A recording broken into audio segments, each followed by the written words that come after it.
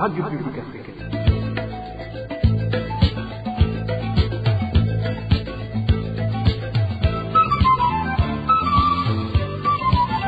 Radio Publique Africaine.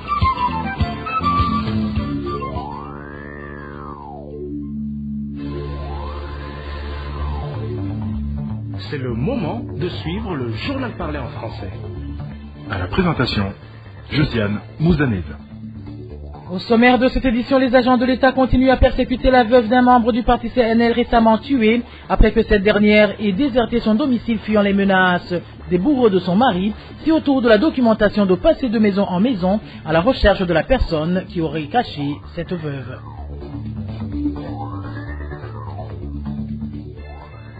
Certains habitants d'Ogatumba sont pour la énième fois sans abri suite aux inondations. Certains dorment même en pleine rue depuis 3 jours. Vous aurez les détails dans ce journal. Dans ce journal, nous vous parlerons également des lamentations des familles des militaires burundais tombés sur les champs de bataille et qui se voient refuser le droit de deuil et celui d'inhumer les leurs dignement. Voilà pour les grandes articulations. Bien le bonsoir chez vous, mesdames et messieurs. Tout de suite, le développement de ces titres.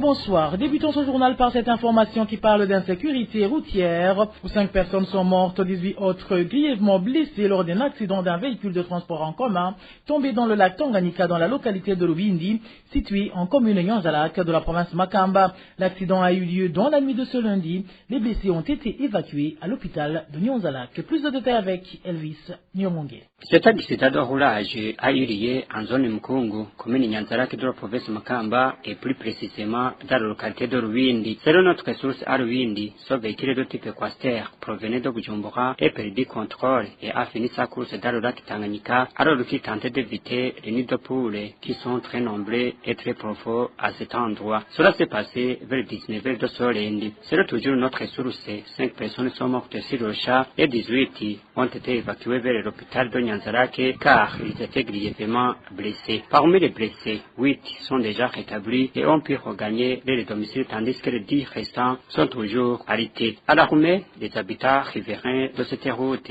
demandent au gouvernement et au ministère en charge des routes et des infrastructures de réhabiliter cette route dans les meilleurs délais car ce n'est pas la première fois que de tels accidents s'y passent. Elvis Nyomongiri, on page droit de l'homme, la veuve du Seat Tuishime et de la colline Gifugwe, commune mandat de la province de Bubanza, continue d'être pourchassée par des organes étatiques.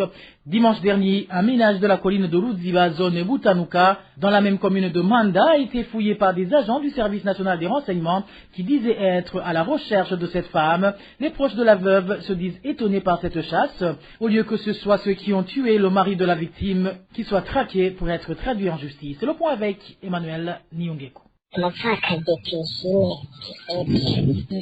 Lucette Tuishime, une veuve mère de 4 enfants, mène une vie instable depuis plus de 3 mois. C'est après l'assassinat de son mari Lionel Nzoïsaba au début du mois de décembre 2022, crime attribué aux militants du parti au pouvoir, le CNDD-FDD. Après la dénonciation des assassins de son époux, les sources de la RPA sur la colline de Gifugwe, zone Moussenyi, en commune de Mhanda, où elle réside, indiquent qu'elle a été menacée à plusieurs reprises jusqu'à quitter son domicile. Dans l'après-midi de ce dimanche, un groupe d'agents du service national des renseignements a débarqué sur la colline de Ruziba, zone Butanuka, dans la même commune de Mhanda, à bord d'une camionnette double cabine immatriculée E0468A. Notre source révèle qu'ils étaient à la recherche de la veuve Lucette Tuishime. Ils sont venus la chercher dimanche le 2 avril. Ils étaient plus de 15. Après avoir fouillé en vain le ménage, ils se sont assis dans un bistrot se trouvant près du centre de négoce pour prendre un verre tout en veillant d'où elle proviendrait afin de l'embarquer. Les proches de la victime se disent étonnés par cette chasse au lieu de traduire en justice ceux qui ont tué son mari.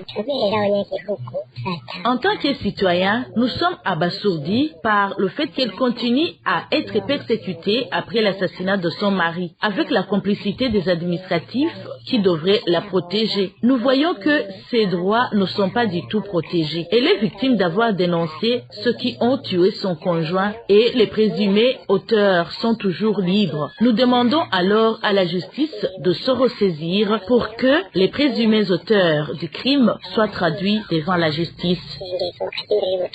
L'administrateur de la commune de Mpanda, Nadine Nibitanga, ne s'est pas encore exprimé sur ce dossier. Le gouverneur de la province de Bubanza, Cléophas Nizigiyimana, avait quant à lui invité la veuve Lisette Tuyishime de se présenter à son cabinet ce lundi pour l'aider à trouver la solution à ce problème. Pourtant, certains gens indiquent que ce serait un piège qu'ils veulent lui tendre au moment où dans une réunion tenue jeudi de la semaine dernière sur la colline et zone de Butanuka de la même commune de Mpanda, cette autorité provinciale a accusé cette veuve de perturber la sécurité de la population. Merci à toi Emmanuel Niyungeko. Droits de l'homme, c'est aussi les grognes qui sont légion au sein des familles des militaires burundais qui perdent les leurs dans différentes missions du pays. À part que les familles de ces militaires ne sont pas assistées après la mort des leurs, aucun respect n'est attribué à ces militaires morts au combat, comme si l'armée burundaise voulait garder cela secret, suivait l'un des membres des familles de ces militaires.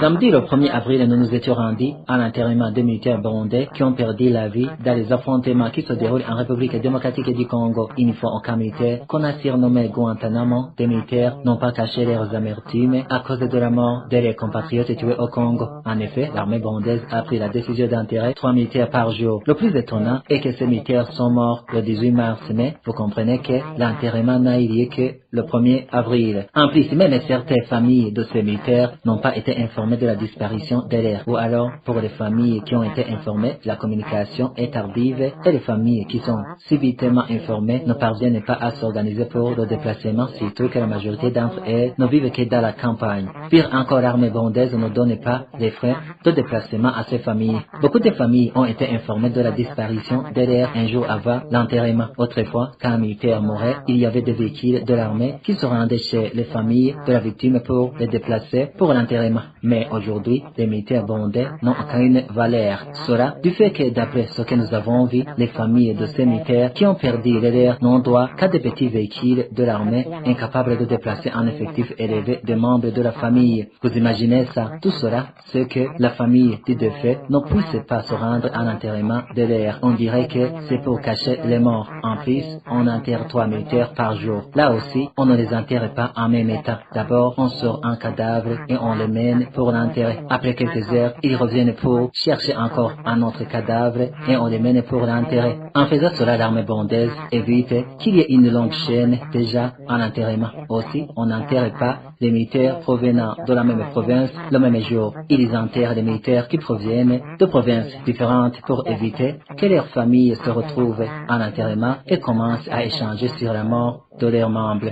Le plus choquant, lors de l'enterrement, il prononce tout le discours du défunt et les missions qu'il a effectuées, mais on ne mentionne jamais où il est mort ni sa dernière mission.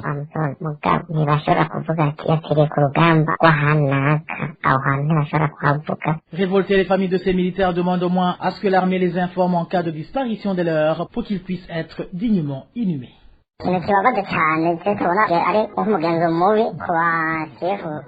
Ce qui nous fait tellement mal et nous prenons pour une mauvaise habitude, c'est que les supérieurs de l'armée burundaise ne veulent pas informer les familles de morts. Donc, quand un militaire meurt dans des combats, son corps est gardé quelque part pendant plus de 2 semaines et ils n'informent jamais à temps les familles de ces militaires pour qu'elles puissent se préparer afin de venir enterrer leurs membres. Pire encore, aucun frais de déplacement n'est accordé à ces familles. Parfois, ils envoient des camionnettes militaires pour déplacer ces familles, mais cela n'est pas du tout juste du fait que ces camionnettes n'ont que 6 places seulement. Aucune famille ne peut pas être déplacée dans ces camionnettes. Pire encore, quand certains membres des familles arrivent à la morgue, c'est à ce moment que l'armée burundaise leur donne un bus de type quater pour déplacer la famille. Mais pourquoi elle ne peut pas envoyer ce quater à l'intérieur du pays pour déplacer toute la famille? À quoi servent ces quater ici à Bujumbura au lieu de les envoyer chez les familles du défunt? Qu'ils informent aussi à temps les familles de ces militaires en cas de disparition de leurs membres pour que la famille se prépare à l'avance.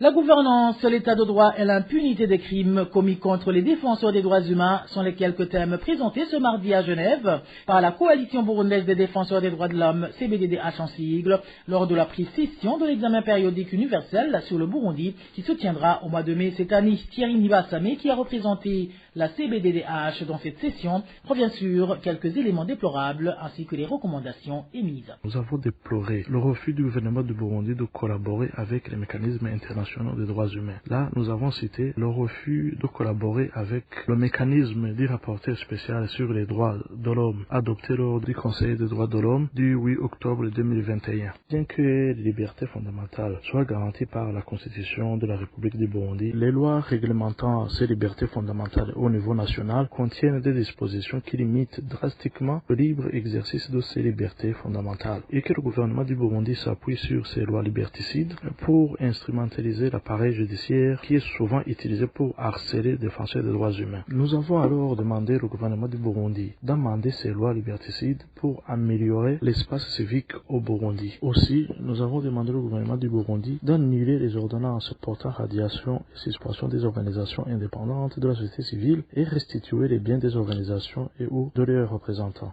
Également, nous avons demandé au gouvernement du Burundi de libérer sans condition les 6 défenseurs des droits humains et un journaliste emprisonné illégalement, et aussi d'annuler la condamnation à une peine de prison à perpétuité contre les 12 défenseurs des droits humains. Nous avons demandé au gouvernement du Burundi de ne pas protéger les supposés criminels contre les violations des droits humains commis contre les DDH. Il s'agit de 3 cas d'assassinat, 3 cas de disparition forcée et un cas de tentative d'assassinat. Nous avons signalé que tous ces éléments mentionnés prouvent que les défenseurs des droits humains burundais travaillent dans un environnement à très haut risque et qu'aucune loi n'a été adoptée pour les protéger. C'est pourquoi nous avons demandé au gouvernement du Burundi d'adopter une loi sur la protection des défenseurs des droits humains conformément aux instruments internationaux de protection des droits humains tels que prescrits par la Déclaration des Nations Unies sur défenseurs des droits de l'homme. Les autres thèmes qui ont été abordés par les organisations de la société civile burundaise sont entre autres les droits des femmes, les droits des personnes vivant avec handicap, les droits des enfants, la torture, les détentions arbitraires, les exécutions extrajudiciaires, le droit à l'éducation, le droit à un niveau de vie suffisant, le droit à la santé et au travail, ainsi que le droit des peuples autochtones. Une courte pause et nous parlons gouvernance. La justice burundaise devrait poursuivre la première dame pour détournement des biens publics. C'est l'avis du président du Rassemblement des démocrates burundais, RDB en sigle. Pour Jérémy Milani, il n'y a aucun doute que le RIC Angeline Ndayishimiye, donné à la Guinée équatoriale, a été prélevé du don de la Chine. Suivez. Il n'y a aucun doute que ce riz provient dans le riz que la Chine venait de octroyer au Burundi. Ce don était une propriété de l'État burundais, c'était une propriété des Burundais. Si une personne, que ce soit le chef de l'État, son épouse ou un citoyen ordinaire, ose se tirer d'un kilo, même un kilo, et l'utiliser à des fins personnelles, cette personne commet une infraction au regard de notre loi pénale et elle se rend responsable de ce que l'on appelle en droit pénal le détournement des biens publics.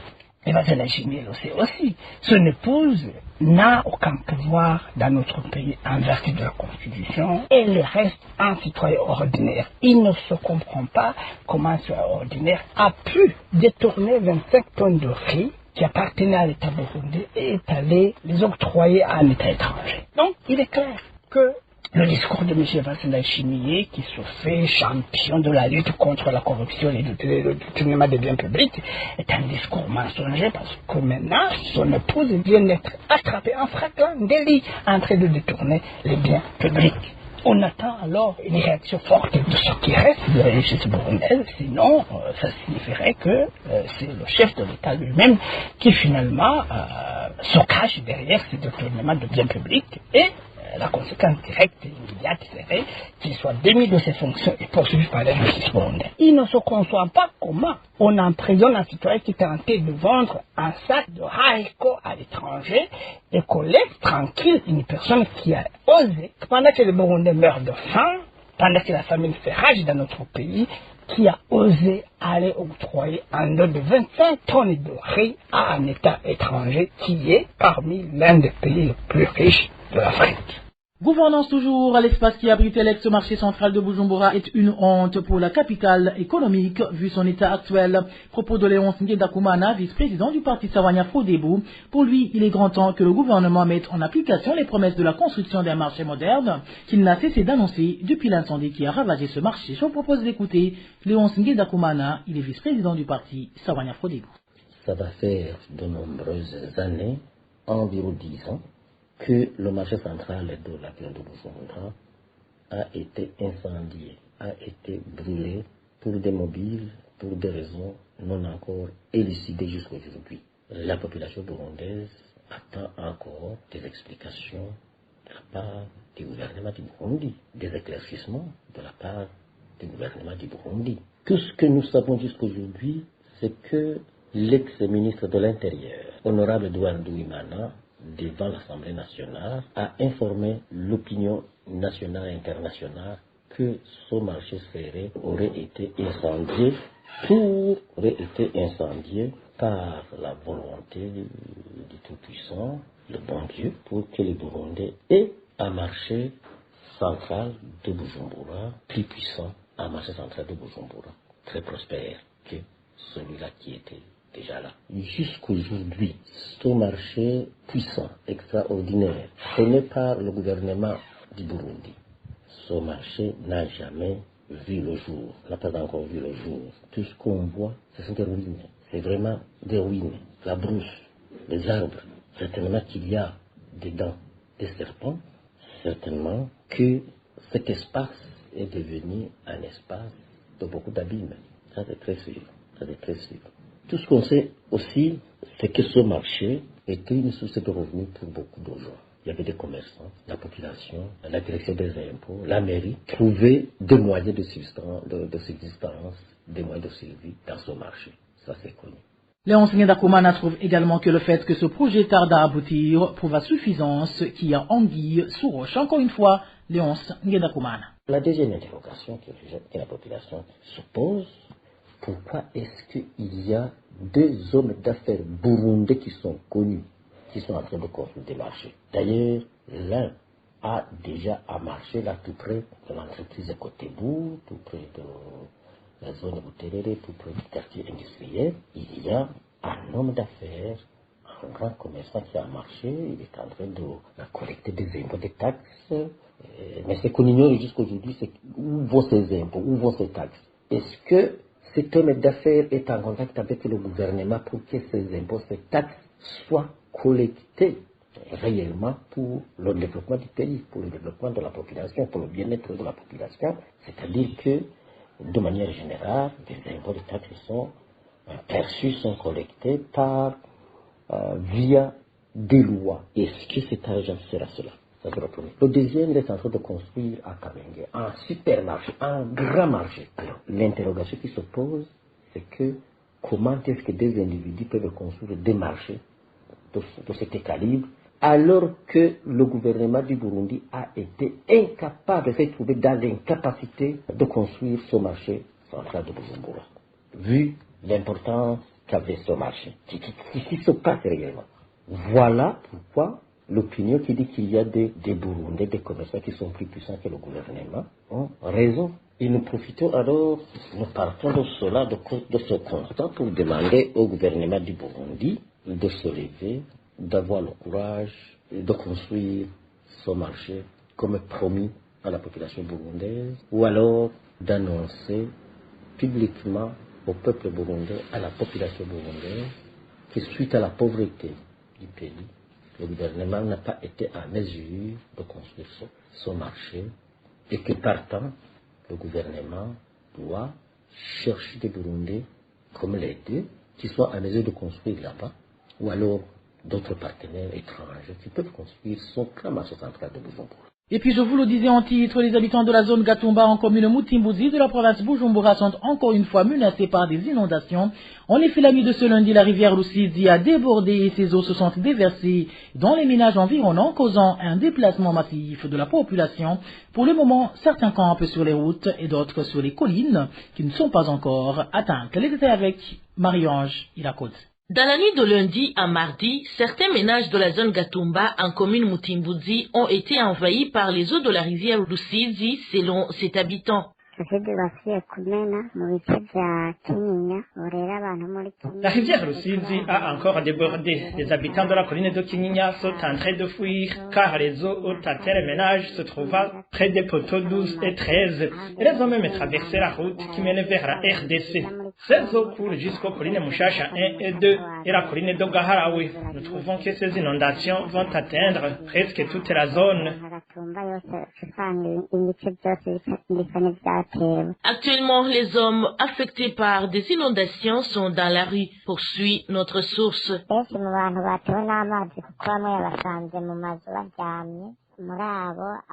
Beaucoup ont été envahis par ces eaux en plein sommeil. Certains ont pu sauver quelques matériels, dont les matelas et autres. Ils n'ont pas où aller.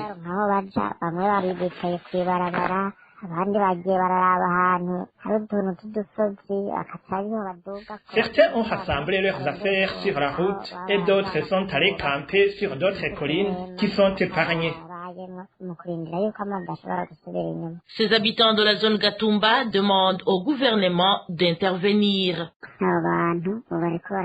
Les victimes de ces inondations sont dans des difficultés. Nous demandons encore une fois à l'État de se souvenir que nous sommes des êtres humains et que nous avons droit de vivre en toute tranquillité comme tous les autres, qu'il fasse quelque chose pour résoudre ce problème d'inondation parce que nous remarquons qu'il ne fait rien. Les inondations causées par la Rusizi sont régulières dans la zone Gatumba depuis l'année 2020. Marie-Ange Irakoze de Bujumbura Cap sur Makamba où certains habitants de la commune Kayogoro déplorent la gestion de l'eau potable dont ils ont récemment en bénéficié. Ils indiquent qu'il y a des endroits où cette eau se déverse dans la rue à longueur de journée au moment où d'autres endroits peinent toujours à obtenir cette eau. Plus de détails avec Eloge Divin Rémiche. Après une longue période passée à consommer l'eau stagnante, les habitants de Kayogoro se sont réjouis quand ils ont enfin pu avoir accès à une eau potable. Mais leur enchantement risque de durer le temps de la rosée, car ils craignent que les tuyaux en puissent résister à la pression de l'eau, comme en témoigne cet habitant de la place qui s'est entretenu avec la RPA. Dans plusieurs localités, certains tuyaux ont déjà éclaté suite à la forte pression de l'eau. Le problème ne se situe pas au niveau des installations, mais plutôt cela est dû au fait que les tuyaux datent de longtemps et n'ont pas été remplacés. Ils se sont juste contentés d'installer de nouveaux tanks plus volumineux, mais ils ont oublié de remplacer les anciens tuyaux qui desservent les ménages. Malgré ce gaspillage d'eau, certaines localités ne sont toujours pas alimentées en eau potable. De plus, pour y avoir accès, les gens ont été sommés de payer pour ce service, contrairement à ce dont à quoi ils étaient habitués, comme en témoigne cet habitant. Ceux qui ont demandé le raccordement, car vivant dans des quartiers dépourvus de robinets publics, ils ont été obligés de contribuer d'abord pour que ces robinets publics puissent être installés, pour que le raccordement puisse s'effectuer à partir de là. Ces habitants demandent ainsi à l'administration de revoir la gestion de cette eau potable afin que tous les habitants puissent en bénéficier. La rédaction de la RPA n'a pas pu joindre l'administrateur communal de Kayogoro pour recueillir sa réaction. Merci à toi, Eloge Divin Rémiche. Retour sur Bujumbura pour vous parler cette fois-ci de la carence de la marque Fanta, un des produits Braroudi qui se fait de plus en plus rare en mairie de Bujumbura. Dans certains quartiers où l'on trouve cette boisson, elle est en petite quantité et s'achète à un prix exorbitant. Et les habitants de la mairie de Bujumbura se disent très inquiets suite à cette carence, surtout que ces limonades sont beaucoup plus utilisées dans différentes fêtes. Le point avec Dani Claire, il la trouve. Trouver des Fanta dans différents quartiers de la mairie de Bujumbura relève aujourd'hui d'un parcours d'un combattant. Cette boisson est devenue rare au point de perturber certaines fêtes, selon les habitants de la capitale économique. Ils indiquent avoir du mal à avoir de quoi offrir à leurs invités comme boisson. Une situation qui se détériore de jour au jour, selon les habitants de Bujumbura. Surtout après qu'Elabraroudi a pris la décision de revoir à la hausse les prix de ces boissons non alcoolisées, comme le témoigne cet habitant de Bujumbura. Le boisson Fanta est devenu un casse-tête en mairie de Bujumbura. Depuis la hausse du prix, cette boisson, pour qu'il coûte 1000 francs, les choses ont changé. Maintenant, tu peux passer tous ces mois sans trouver un Fanta quelque part. Dans certaines localités où les Fanta sont disponibles, on les vend à un prix dépassant le prix officiel de 1000 francs. Dans certains quartiers, une bouteille de Fanta s'achète soit à 1200 voire 1500 francs burundais. Mais là aussi, ce n'est pas facile de s'en procurer. Les commerçants grossistes disent de leur côté qu'ils reçoivent une petite quantité de la part de Elabraroudi et les conséquences tombent sur un petit citoyen qui achète ce produit par détail. Les grands commerçants grossistes qui distribuent les Fanta disent qu'ils reçoivent 2 qualités de Fanta ou tout au plus 3. Quand un commerçant reçoit des Fanta à 15 heures et qu'on se présente à sa boutique à 17 heures, il nous dit qu'il n'y a plus de Fanta. En ce moment, quand nous organisons de fêtes, ça devient un grand problème car nous n'avons pas de quoi servir aux invités. À ce propos, nous n'avons encore joint le service commercial de Elabraroudi pour plus de détails.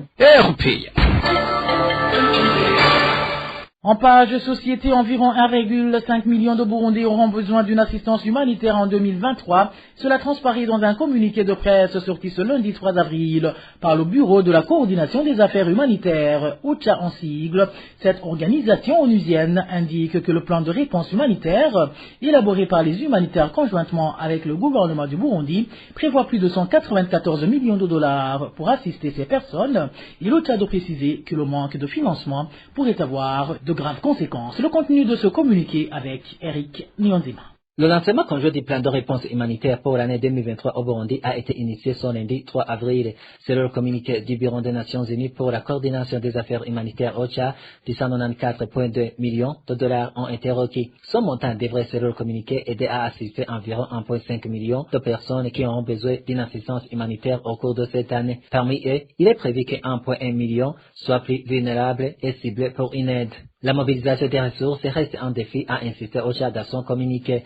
Si cela n'est pas résolu, met-il en garde, le manque de financement pourrait avoir des conséquences graves. Il y aura des populations exposées aux risques climatiques, aux maladies et aux risques de protection. De même, selon OCHA, cette situation compromettrait les efforts de rapatriement et les moyens de subsistance. Lisez, le cycle des épidémies sera difficile sans une réponse sanitaire, diligence et un renforcement de l'accès de l'eau, en assainissement et hygiène, déclare OCHA dans son communiqué. Le Burundi rappelle OCHA dans son communiqué est fortement vulnérable au changement climatique et les catastrophes naturelles ont entraîné un déplacement interne important. Ainsi, le lancement a été accompagné d'un appel à mobiliser les ressources financières nécessaires pour mettre en œuvre le plan de réponse humanitaire 2023. Eric Nyonzima, et en parlant justement d'aide humanitaire, l'Union européenne déclare avoir alloué 9 millions d'euros pour aider les Burundais réfugiés dans les pays voisins et ceux qui sont retournés volontairement chez eux. Selon un communiqué de presse sorti à Bruxelles lundi le 3 avril 2023, sur ce montant total de 9 millions d'euros, 1,5 million d'euros seront alloués à des projets de préparation aux catastrophes.